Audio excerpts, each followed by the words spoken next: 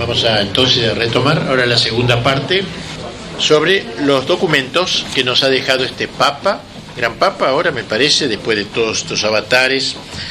Una vez que estalló el conflicto entre las dos corrientes del catolicismo, la respuesta del magisterio no se hizo esperar.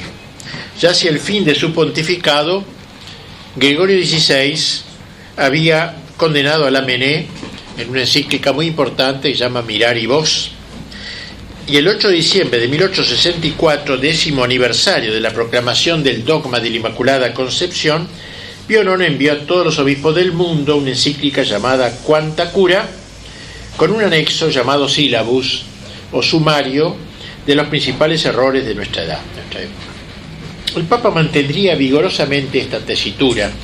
En 1871 se expresó así frente a una delegación de católicos franceses. Dice: tengo que decir la verdad a Francia. Existe un mal más temible que la revolución, más terrible que la comune, con sus hombres escapados del infierno que propagaron el fuego en París. Lo que yo temo es esta desgraciada política, es el liberalismo católico. Él es la verdadera plaga. Que el Papa diga eso de esta forma, ¿no? 2 años más tarde, en carta al obispo Quimper, precisa: no señalamos a los enemigos de la Iglesia, estos son conocidos, sino a los que propagan y siembran la revolución, pretendiendo conciliar el catolicismo con la libertad. Y la libertad se entiende de la revolución. Como añade Jacques Blanquart d'Assac, un autor francés que ha escrito un libro muy bueno que se llama L'Église occupée, estamos en el fondo del problema que ya no cesará de agitar a la Iglesia desde entonces hasta ahora. Dice él: hay que pretender la restauración cristiana por la contrarreforma o aceptar la revolución y no reclamar para la Iglesia más que una precaria libertad en una sociedad fundada sobre la voluntad del hombre, con mayúscula, y no sobre la voluntad de Dios. Este sería el gran dilema de nuestra época. Entonces, el primer documento es la encíclica Quanta Cura. No se refiere a ningún cura concreto, sino cura en latín significa cuidado. ¿Cuánto cuidado hay que tomar?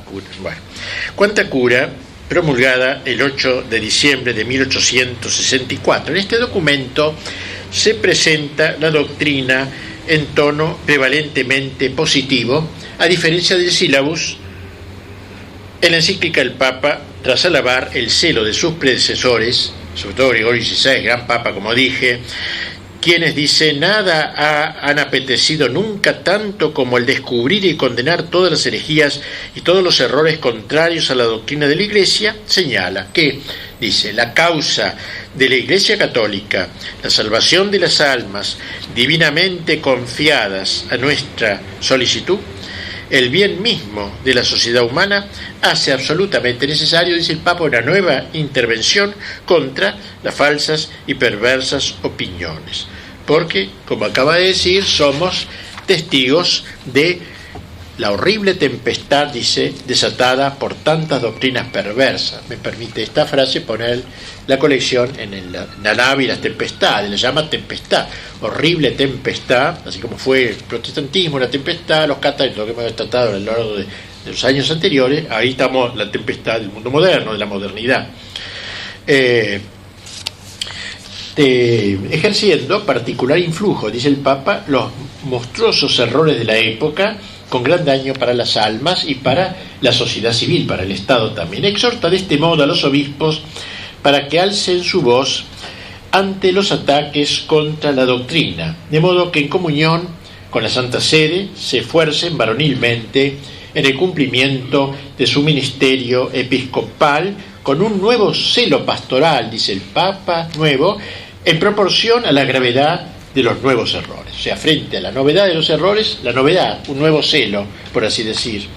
Y fortificados con la ayuda del Señor, insistan para que los fieles se abstengan, dice el Papa, de las hierbas malas, entendiendo que las naciones cristianas descansan en los fundamentos de la fe y que serán verdaderamente libres en el reconocimiento de la soberanía de Dios, porque su auténtica felicidad brota de la doctrina y la práctica de la religión católica.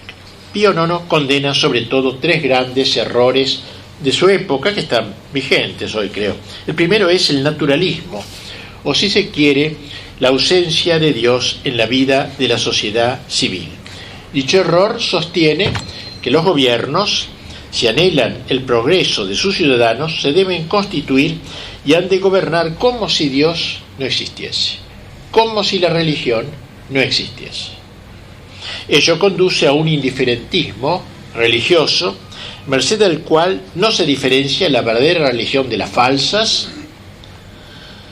Al desterrar a Dios de la sociedad civil, se afirma una voluntad popular, dice el Papa, que se constituye en ley suprema independiente de todo derecho divino y humano, con lo cual lo legal se hace real. Por ejemplo, el divorcio, las drogas y todo eso se hace reales, y si se vota ya está aprobado, está aceptado. Es el triunfo de las mayorías, un hecho puramente numérico. La política es algo numérico, no algo sujeto, digamos, a un código natural, y menos sobrenatural. Ello llevaría a desterrar la religión de la misma familia, afirmando que ésta recibe toda su razón de ser del derecho puramente civil. O sea, todo pasa por lo civil. De esta falsa concepción del gobierno deriva la afirmación del derecho de cada cual a la libertad de conciencia, de culto, de opinión, libertad que Pío IX califica con San Agustín como libertad de perdición y con Gregorio XVI como delirio. Cada ciudadano reclama una total libertad que no puede ser limitada por ninguna autoridad civil o eclesiástica. Tras una alusión al naciente comunismo, como hemos visto extrañamente en palabras del Papa, y socialismo, el Papa apunta a un segundo error, y es el de los que defienden la dependencia y sumisión de la Iglesia al Estado. O sea, la Iglesia es una sociedad más dentro del Estado. Recuérdese que algunos católicos liberales, como Montalembert, colaborador de la Mené en el periódico L'Avenir, que era el gran periódico de ellos, reivindicaba la necesidad de la separación de la Iglesia y del Estado, como él decía, l'Église libre dans l'État libre, Iglesia libre en el Estado libre, rechazando lo que ellos llamaban la Alliance du Trône et de l'Autel, la alianza del trono y del altar, que habría caracterizado a la Edad Media, a la cristiandad en general, a la época de la cristiandad.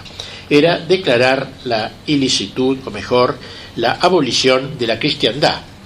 Y eso no lo quería el Papa, no lo quería. Pío IX quiere que los obispos condenen la opinión, dice, de quienes tienden a destruir la unión y la concordia mutua del sacerdocio y del imperio, siempre tan beneficiosas para la Iglesia y para el Estado. De este error proviene la pretensión de subordinar la autoridad de la Iglesia a la del Estado, así como la idea de que las leyes de la Iglesia no obligan en conciencia, sino son promulgadas por el poder civil, y también de que los decretos del Papa tocantes a la religión y a la Iglesia necesitan de la sanción del poder civil, deben ser aprobados por el Estado, e incluso de que las condenas y excomuniones a los fautores de las sociedades secretas no valen en aquellos países donde los gobiernos las toleran, etc. y varias cosas más. O sea, la dependencia de la Iglesia que se subordina al Estado. Y el tercer error, sin duda el más grave, es el de la negación de la divinidad de Jesucristo, que en realidad está en el telón de fondo de los otros dos.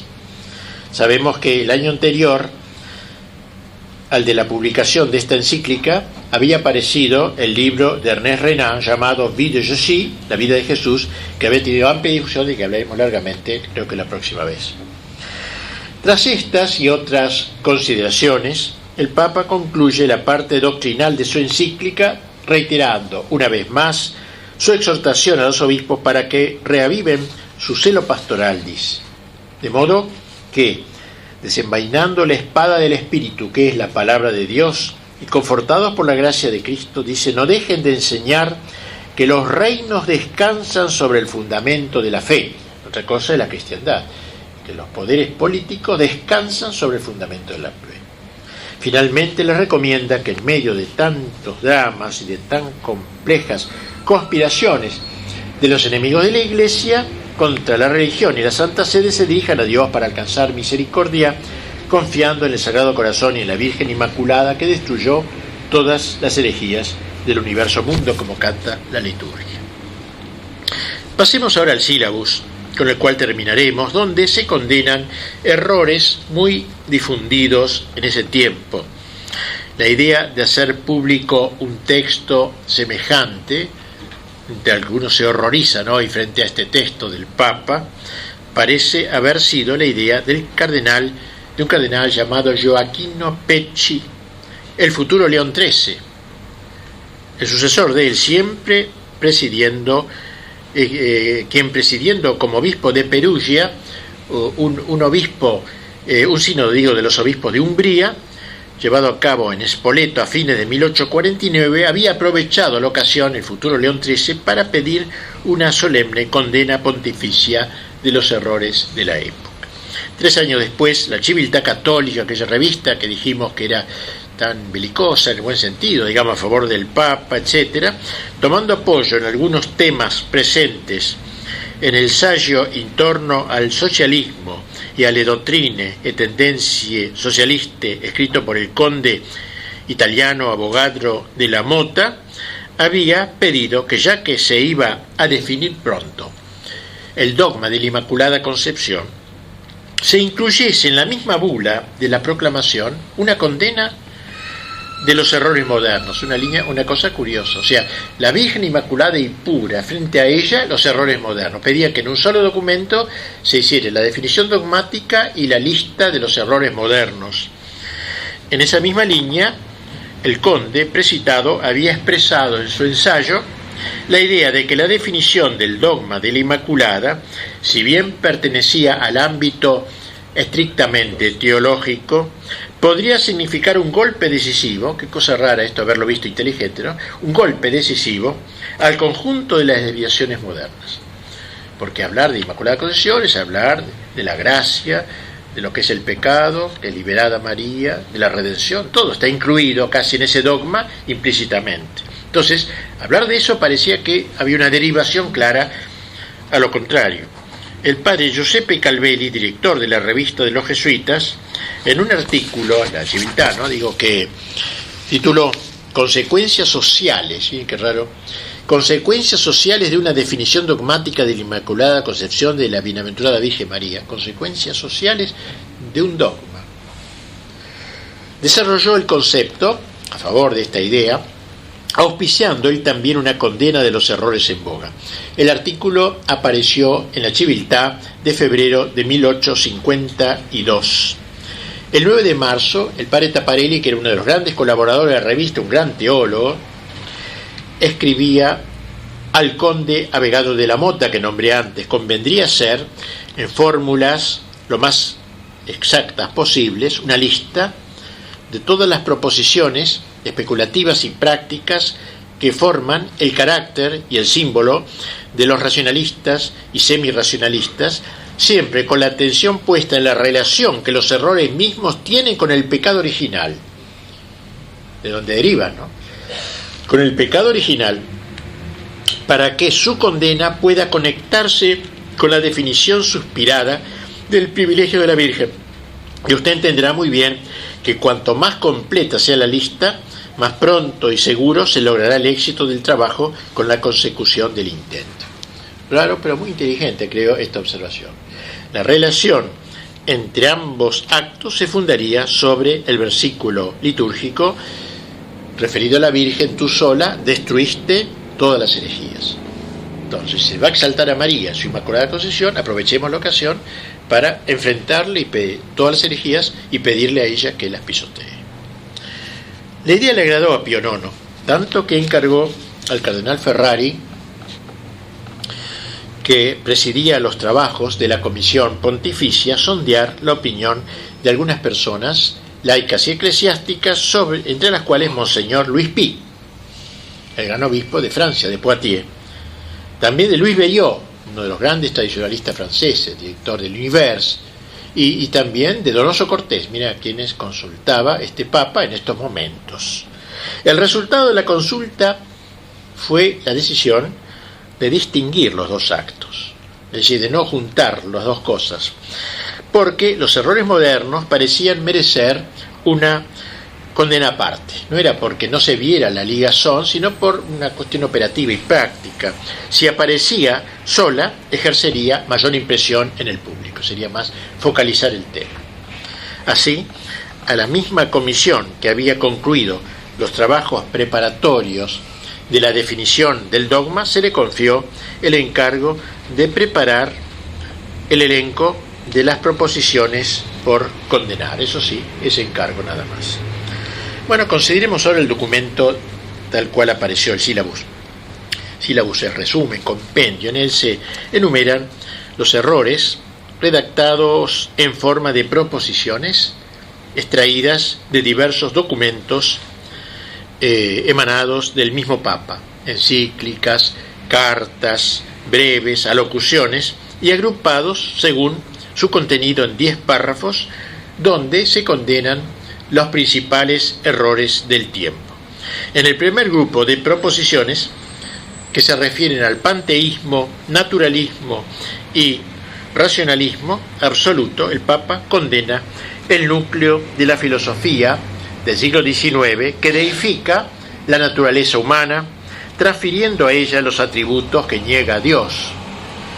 Tal filosofía tiene su núcleo en la afirmación según la cual la razón humana, sin atender a Dios absolutamente en nada, es el único árbitro de lo verdadero y de lo falso, de lo bueno y de lo malo, como se dice en la proposición tercera del documento, y es del hombre de donde, dice el cuarto, de donde se derivan todas las verdades de la religión, es decir, la negación del orden sobrenatural. No hay nada revelado, brota del corazón del hombre todo lo.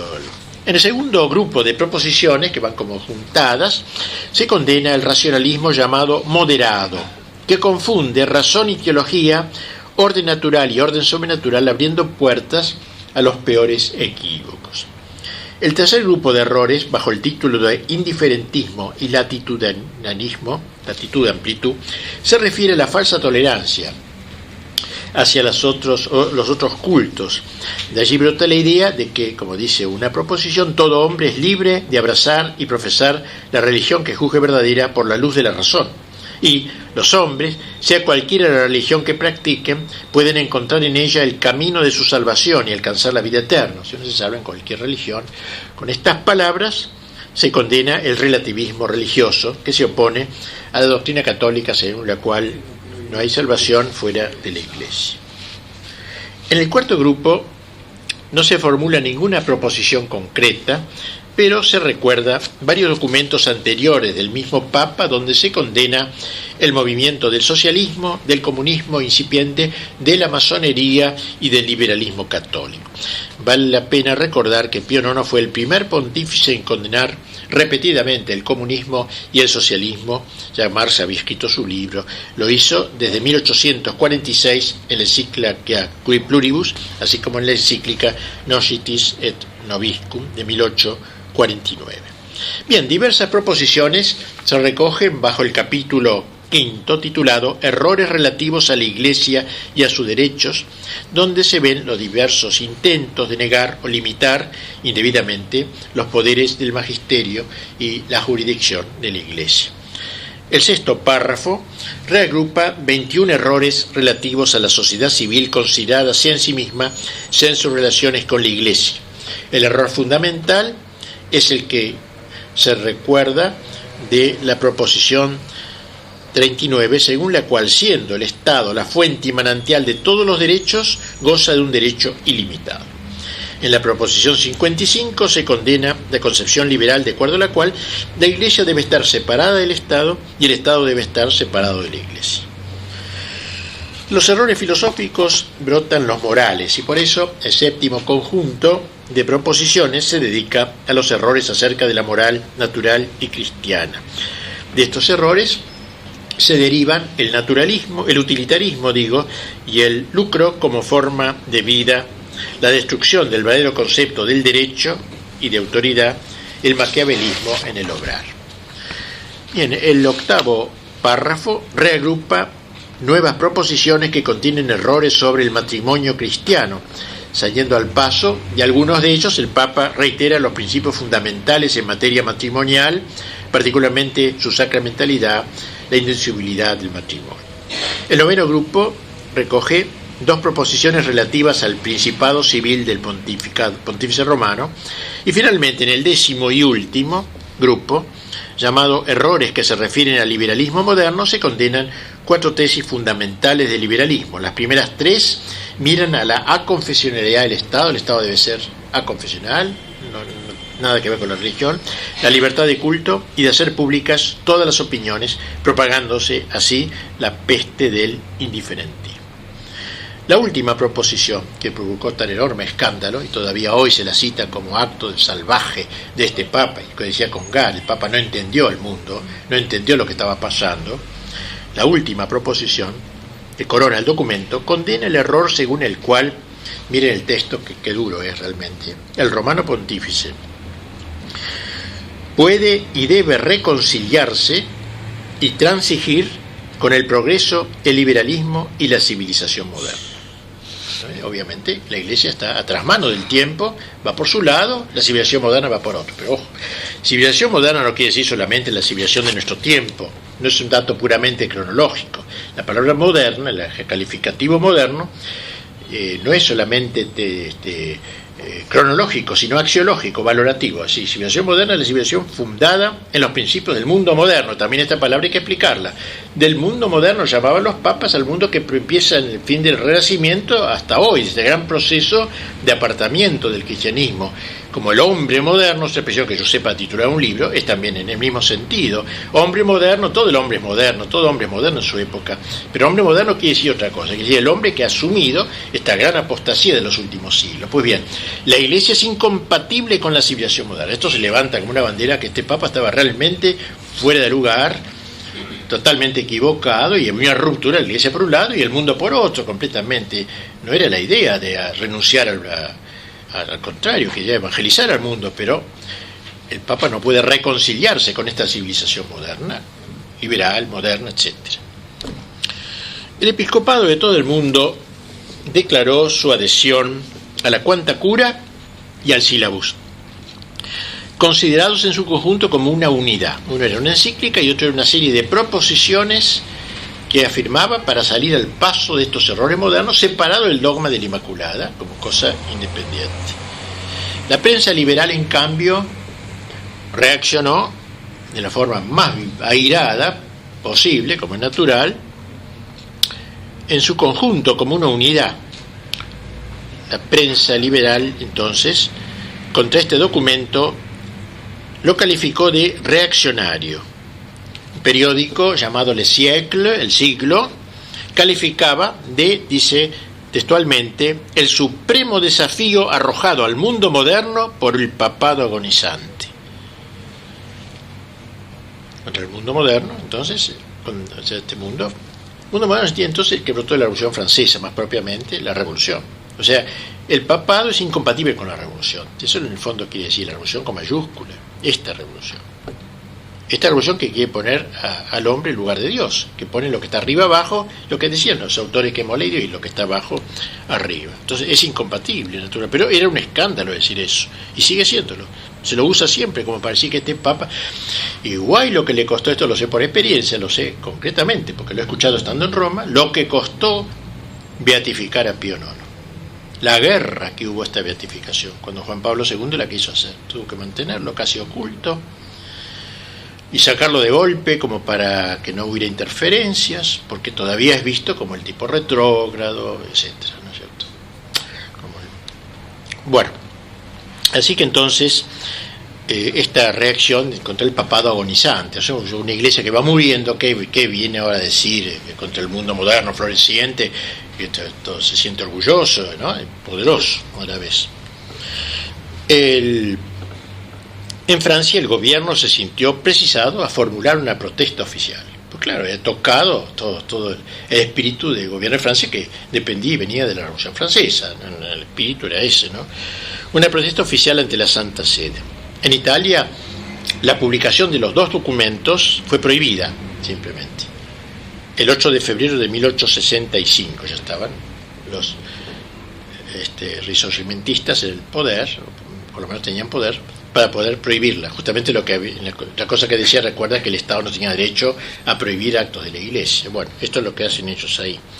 El resultado de las polémicas que suscitaron ambos documentos, pero sobre todo el sílabus fue más violento para ellos, fue la de lograr una radicalización de los campos, eso sí.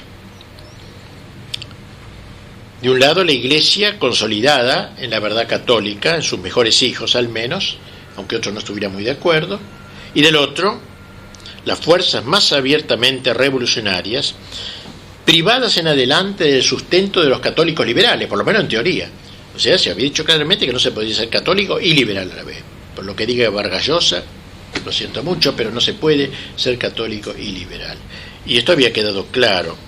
Es cierto que el principal defensor de estos últimos, de los liberales, Monseñor Dupanloup, un obispo de Francia muy conocido, de momento, en un opúsculo que hizo público poquito antes el 24 de enero de 1865, al que tituló la convocación del 15 de septiembre y la encíclica del 8 de diciembre, trató de limitar el alcance del documento, introduciendo la distinción entre tesis e hipótesis. Es decir, en tesis todo lo que dice el Papa es cierto, en teoría. Pero en hipótesis, en la hipótesis de que el gobierno de Francia sea laicista y todo, ahí no entra. La doctrina queda en el campo de la teoría, no en la praxis. No es lo que quería decir el Papa, pero bueno, con eso es una manera de zafar. Bueno, sí, yo teóricamente sigo diciendo la cristiandad y todas estas cosas y el liberalismo, pero en la práctica, si hay un gobierno que tiene todo eso, esto tengo que mantenerlo, etcétera, ¿no? No tengo que oponerme. Entre principio general y aplicación concreta. El principio general es bueno, pero la aplicación concreta no anda. O sea, es un documento inútil, una pieza de museo o algo así. El ensayo del Monseñor Dupanloup, que era un hombre importante en Francia, suscitó la pronta reacción de Louis Bellot, aquel laico valiente que tenía esa revista y que salía al frente de estos combates, que al año siguiente, en un libro que se llama La ilusión liberal, un libro muy interesante, La ilusión liberal, refutó vigorosamente la equívoca toma de posición del obispo francés. Y en cuanto lo hizo, Pío IX expresó su satisfacción por este libro y le agradeció grandemente el volumen que Bellot le envió al Papa, declarando que en él se encontraban expresadas todas sus ideas, le dijo el Papa, todas sus ideas. La ilusión liberal. Hay un lindo análisis sobre el liberalismo, un hombre muy inteligente, era un polemista, tenía cierto carácter así polémico su escrito, pero un hombre muy, muy profundo. De hecho, la encíclica Quanta Cura y el documento del sílabus habían asustado a los católicos liberales y le habían dado un golpe, digamos, decisivo. En realidad, por lo menos en teoría, parecía que no se podía seguir defendiendo las cosas que ellos habían sustentado.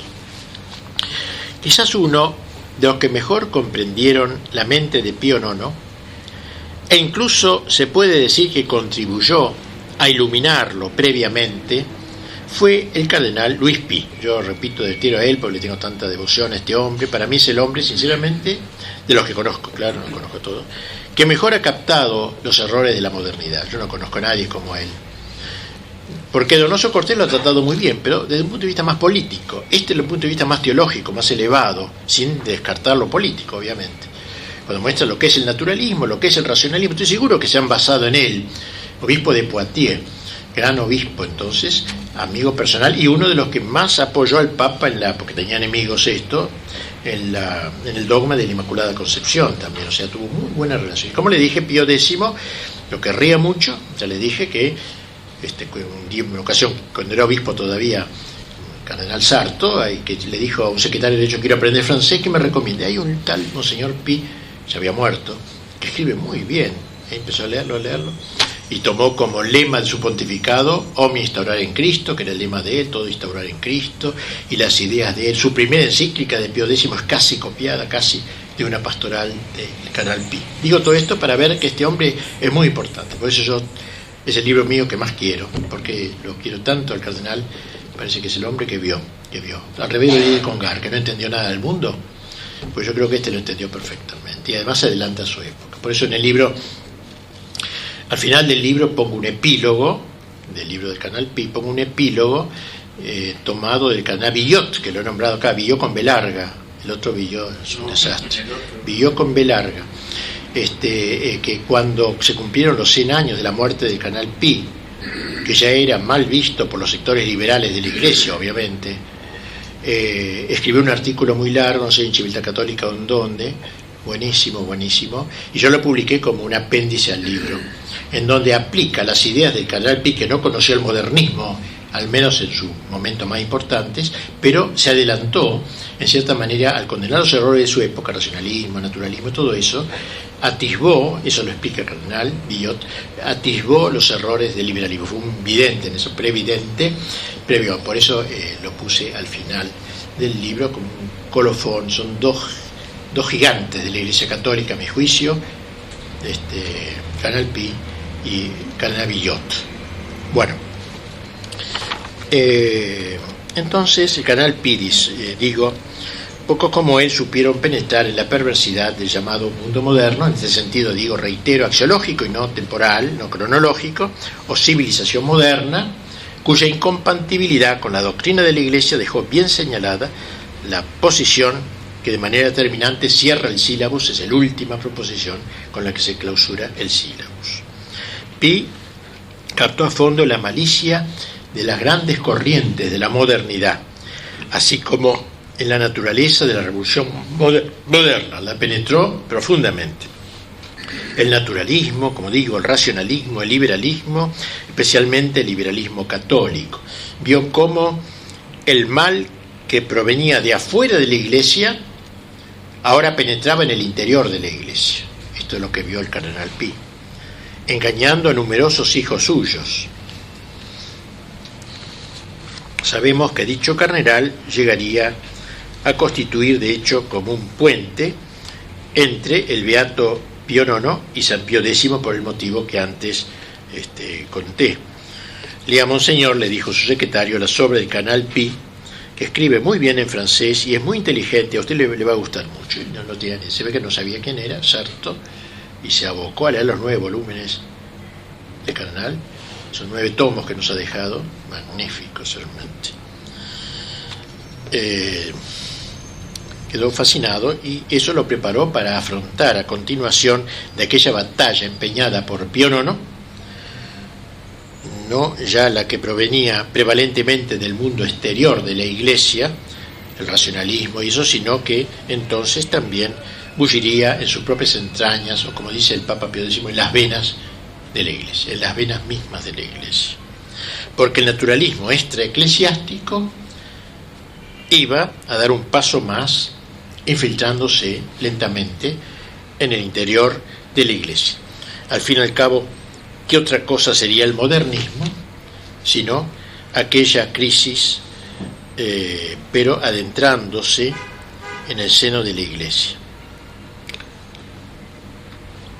Bien, esto entonces tenemos ya los antecedentes de modernismo, y la próxima vez vamos a hablar, me parece, de los influjos del modernismo, todavía la Revolución Francesa, sí, el protestantismo, el catolicismo liberal, las cosas que han influido, la filosofía de Kant, la Reforma Protestante, varias cosas que han influido en el futuro modernismo, para luego abocarnos a los grandes personajes del modernismo, que es el modernismo, luego los grandes personajes, así Tyrrell, Tremay y Fogazzaro, esos tres, vamos a poner lo que dicen, y luego la respuesta de la Iglesia en los diversos documentos, varios documentos que sacó Papa Pío IX, particularmente la Pascendi, que es la cumbre, así como es como el sílabus aplicado a lo que pasa dentro de la Iglesia, una cosa así. Es como algunos han visto una continuación entre los dos. Por eso los que aborrecen el sílabus, católicos que aborrecen el sílabus, aborrecen la Pascendi, no quieren ni oír hablar. Bueno, eso es todo. Muchas gracias.